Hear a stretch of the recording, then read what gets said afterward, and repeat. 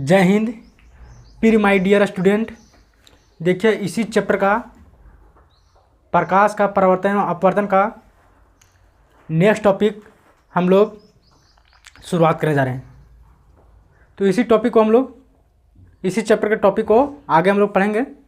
तो चलिए शुरुआत है। टॉपिक है, ध्यान से समझिएगा, प्रकाश का परावर्तन। क्या है टॉपिक? प्रकाश का परावर्तन। इंग्लिश में क्या बोलते हैं? Reflection of light. इंग्लिश में क्या बोलेंगे इसको? Reflection of light. Reflection of light यानी प्रकाश का परावर्तन कैसे हो। जैसे कहीं भी हम लोग लाइट मारते हैं, ठीक है, प्रकाश का परावर्तन का कहीं भी हम लाइट मारते हैं तो वो लाइट हमको वापस लौट के आता है, ठीक है, पूरा नहीं आता है लेकिन आता है।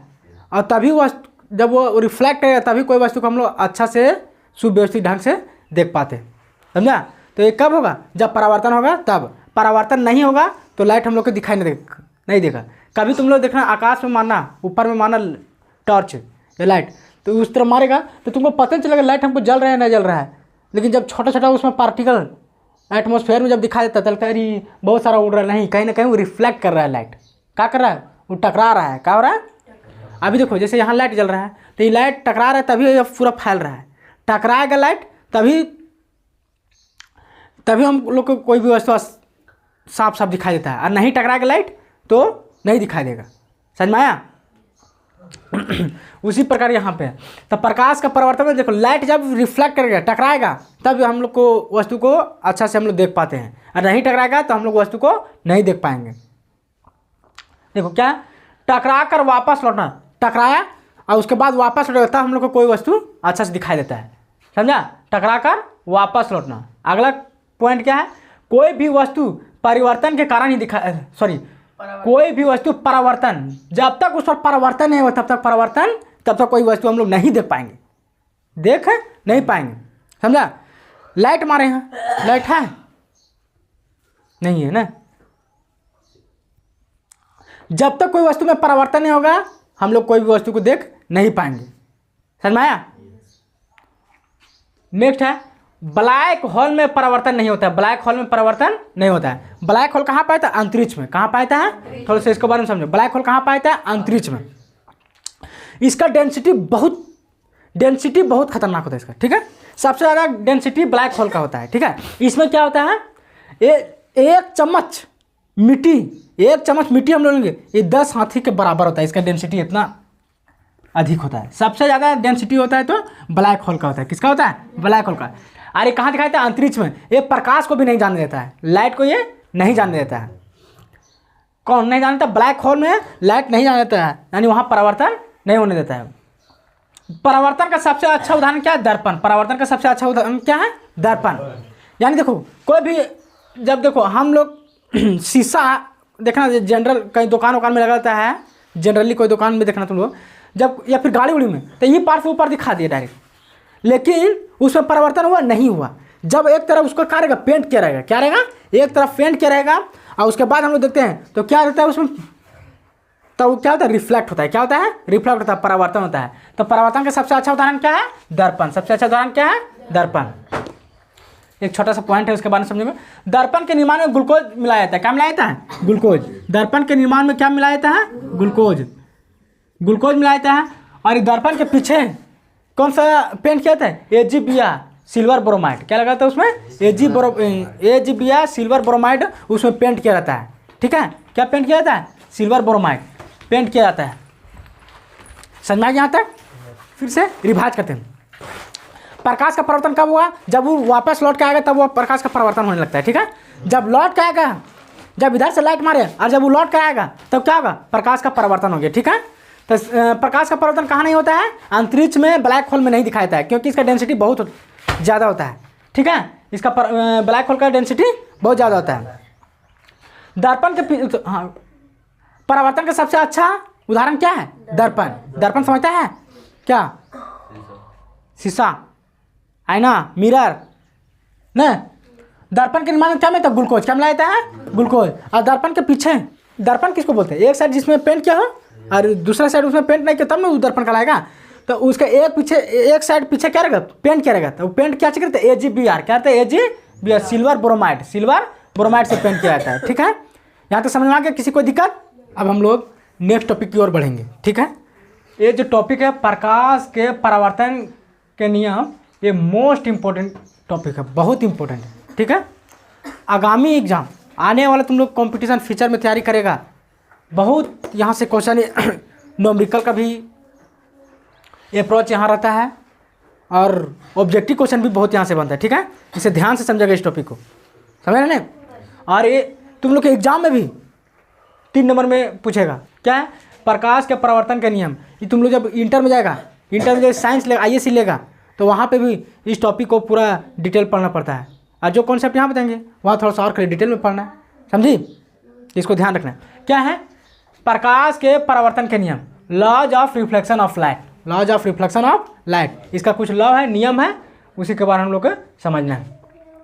देखो एक हम लिए समतल दर्पण, क्या है, समतल दर्पण है, उसमें एक देखो लंब डालें, लंब इसको बोलते हैं, अभिलंब भी बोलते हैं। ठीक है, इंग्लिश में क्या बोलते हैं इसको, नॉर्मल, इंग्लिश में क्या बोलते हैं इसको, नॉर्मल। देखो एक लाइट को हम इधर से मारे, ठीक है, एक लाइट को इधर से मारे हम, लाइट इधर से जा रहा है। ठीक है, ये देखो ये एरो है, ये एरो क्या बता रहा है कि लाइट इधर जा रहा है। ठीक है, ये एरो क्या बता रहा है कि लाइट इधर से आ रहा है। और यहाँ ये देखो क्या है, यहाँ दर्पण लगा हुआ है, एक कैसा दर्पण है, समतल दर्पण है, एक कैसा दर्पण है, समतल दर्पण है। इस पर क्या कर रहा है, ये लाइट इधर से मार रहे हैं, जितना एंगल से मार रहे हैं, जिस तरह मार रहे हैं उतना ही से वो घुमा के हमको भेजेगा। कैसे बोले याद रखना, तुम लोग किसी को इज्जत करेगा तो वो भी तुम्हारा इज्जत करेगा, तुम किसी के पास गाली से बात करेगा तो वो भी तुम्हारा अगला, तुम्हारा सामने वाला आदमी कैसे बात करेगा, वो भी तुम्हारा गाली से बात करेगा। यानी ये चीज़ किस पर डिपेंड करता है, मेरा पर डिपेंड करता है। हम जैसा व्यवहार करेंगे उसी तरह सामने वाला आदमी भी मेरे पास व्यवहार करेगा, अड़ोस पड़ोस भी मेरे पास उसी तरह व्यवहार करेगा। तो अब तुम लोग को समझना, अपने आप को डिसाइड करना है कि हमको सही रास्ता में सही से रहने के लिए हमको वादा या बातें करना है, या फिर लड़ाई झगड़ा करके हमको इस तरह से अच्छा लगता है, ये तुम लोग को डिसाइड करना है, समझा। तो उसी तरह जिस तरह से हम लाइट मार रहे हैं, जितना एंगल से मारेंगे उतने ही एंगल से यहाँ भी लौट के जाएगा, समझाया। तो इंसिडेंट लाइट यानी देखो आपातित किरण, आपातित मतलब आने वाला किरण को क्या बोलते हैं, आपातित किरण, आने वाला किरण को क्या बोलते हैं, आपातित किरण। ऑनलाइन वाले आप लोग भी हमें कमेंट करके बताइएगा कि आने वाला किरण को क्या बोलते हैं, आपातित किरण। इसको कमेंट करके हम लोग बताइए, आप लोग हमें बताइए। इंग्लिश में क्या बोलते हैं, इंसिडेंट रे, इसको भी आप लोग इंग्लिश में हमको लिख के बताइएगा। इससे पता देखिए बाइलिंगुअल पढ़िएगा तो दोनों आप लोग को फायदा होगा, क्योंकि आप यहाँ पे पढ़ रहे, इंटर में आपका ISC लीजिएगा, वहाँ पे सारा चीज़, ये चीज़ आप लोग को इंग्लिश में वहाँ दिखाएगा, तो आप लोग इंग्लिश से घबरा जाइएगा। इंग्लिश कुछ नहीं है, क्या है, ये लैंग्वेज है बस। चलिए टॉपिक पर आते हैं। तो आने वाला किरण को क्या बोलेंगे, आपातित किरण, आने वाला किरण को क्या बोलेंगे, आपातित किरण।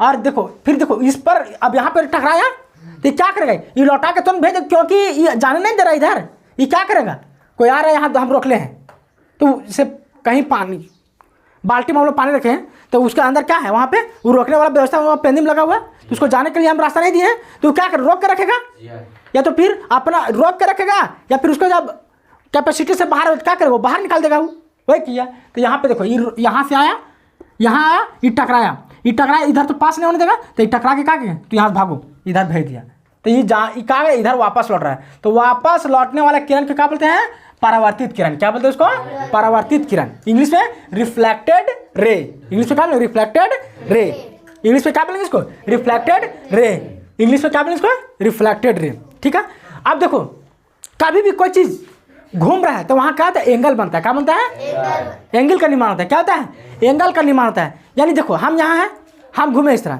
तो कितना डिग्री से, कोई चीज़ तो नापने का इसका मेजरमेंट होना चाहिए ना, तो इसलिए इसको हम लोग बोलते हैं एंगल। तो वहाँ जितना एंगल से घूमेगा उसको हम लोग बोलते हैं आने वाला किरण को आपातित, आने वाला किरण को आपातित किरण। लेकिन जो आने वाला किरण है वो कितना घुमा है तो उसको कौन से हम लोग दर्शाते हैं, उस कोण को क्या बोलते हैं, आपतन कोण, आपतन कोण।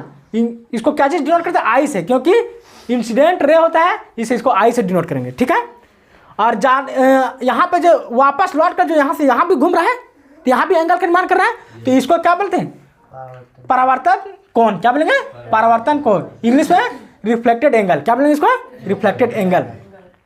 आज देखो ये जो पेंट किए हैं नीचे वाला क्या है, कैसा दर्पण है, समतल दर्पण, प्लेन मिरर। कैसा दर्पण है, समझ में आ गया।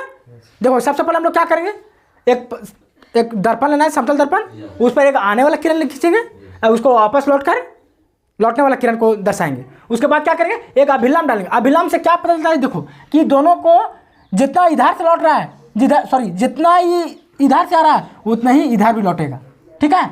यानी इधर 50 डिग्री एंगल से आ रहा है तो यहाँ भी 50 डिग्री एंगल से जाएगा। ये दोनों के बीच क्या करता है, एकदम बीच का बंटवारा करता है। कौन, अभिलंब। कौन करता है, अभिलंब। समझ में आया।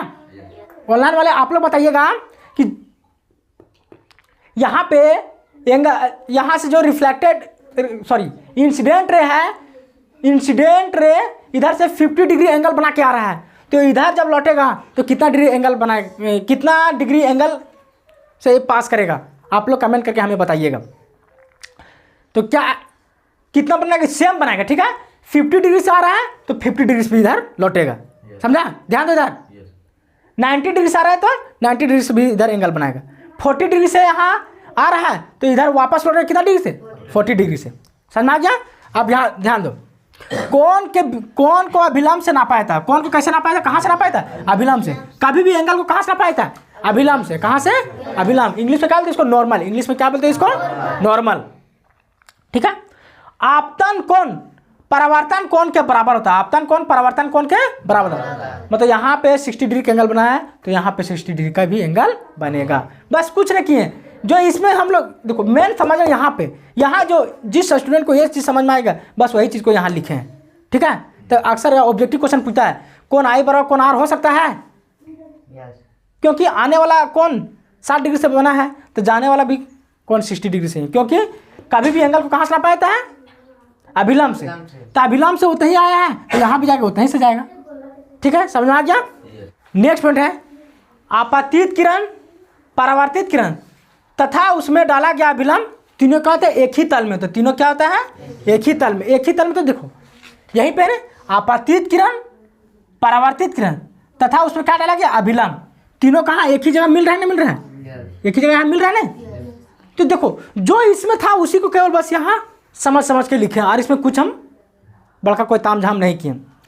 ऑनलाइन वाले हमें एक बार आप लोग कमेंट करके बताइएगा इंग्लिश में आपतित किरण को क्या, आपतित किरण को क्या बोलते हैं इंग्लिश में, परावर्तित किरण को इंग्लिश में क्या कहते हैं वो चीज़ बताइएगा, और अभिलंब को इंग्लिश में आप लोग लिख के हमें बताइए। इससे हमें पता चलेगा कि आप पढ़ाई के प्रति कितना सीरियस है। तो क्या था, आपतित किरण, परावर्तित किरण तथा उसमें डाला गया अभिलंब, तीनों क्या होता है, एक ही तल में होते हैं। और परावर्तन कोण दोनों क्या होता है, बराबर होता है। समझ में आ गया। आई होप कि आप इस टॉपिक को समझ गए होंगे। मिलते हैं किसी नेक्स्ट वीडियो के साथ। जय हिंद।